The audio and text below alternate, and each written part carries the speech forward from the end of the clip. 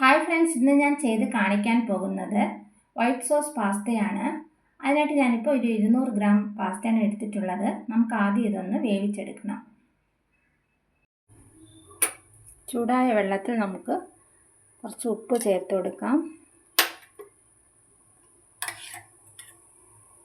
1 spoon എണ്ണ കൂടി ചേർത്ത് കൊടുത്തിട്ടുണ്ട്. ഇനി നമുക്ക് പാസ്ത ഇട്ട് വേവിച്ചെടുക്കണം.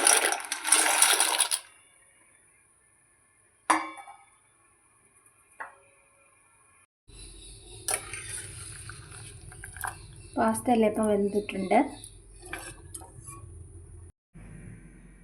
പാൻ ചൂടാകുമ്പോൾ 1 ക്യൂബ് ബട്ടർ ഇട്ട് കൊടുക്കാം.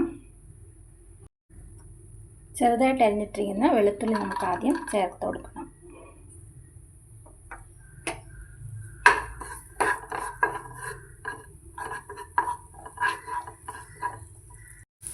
ഇനി നമുക്ക് അരിഞ്ഞു വെച്ചിരിക്കുന്ന ക്യാപ്സിക്കം, ക്യാരറ്റും സവാളയും ചേർത്ത് കൊടുക്കാം.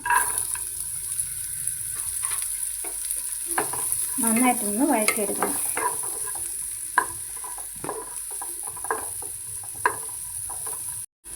വെജിറ്റബിൾസ് ഒക്കെ ഇപ്പോൾ വാടി വന്നിട്ടുണ്ട്. നമുക്കിത് മറ്റൊരു പാത്രത്തിലോട്ട് മാറ്റി വയ്ക്കാം. നമുക്ക് സോസ് തയ്യാറാക്കാം. അതിനായിട്ട് 2 ബട്ടറാണ് ചേർത്തിട്ടുള്ളത്. ബട്ടർ മെൽറ്റായ ശേഷം നമുക്കിനി കുറച്ച് മൈദ ചേർത്ത് കൊടുക്കാം. 4 സ്പൂൺ മൈദയുണ്ട്. ഇത് നന്നായിട്ടൊന്ന് മിക്സ് ചെയ്യണം.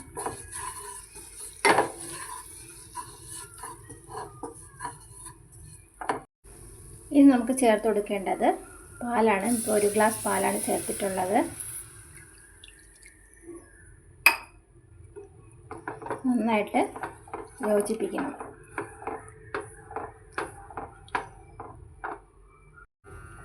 ക്രീം ഇപ്പോൾ റെഡി ആയിട്ടുണ്ട്. നമുക്ക് കുറച്ച് ഉപ്പ് ചേർത്ത് കൊടുക്കാം.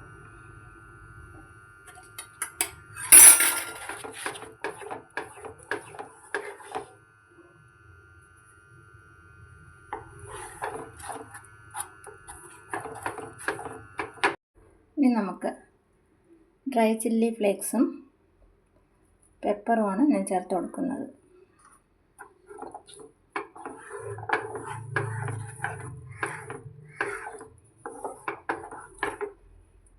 നമ്മൾ വഴറ്റി വെച്ചിരിക്കുന്ന വെജിറ്റബിൾസ് ചേർത്ത് കൊടുക്കാം.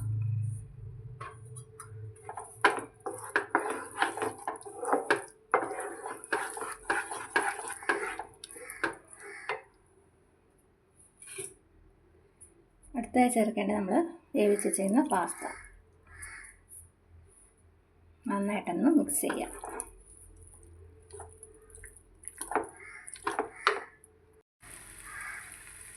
നമുക്ക് ചീസ് സ്ലൈസ് കൂടി ചേർത്ത് കൊടുക്കാം.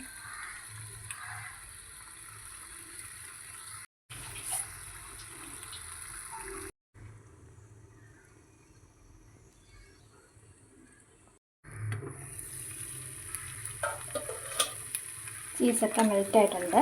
നമുക്കിനി എടുക്കാം. നമ്മുടെ creamy and cheesy white sauce pasta ready ആയിട്ടുണ്ട്. ഇപ്പോൾ വളരെ ടേസ്റ്റി ആയിട്ടുള്ളൊരു റെസിപ്പിയാണിത്. എല്ലാവരും ഒന്ന് ട്രൈ ചെയ്ത് നോക്കുക. വീഡിയോ ഇഷ്ടമായ ലൈക്ക്, ഷെയർ ആൻഡ് സബ്സ്ക്രൈബ് ചെയ്യുക.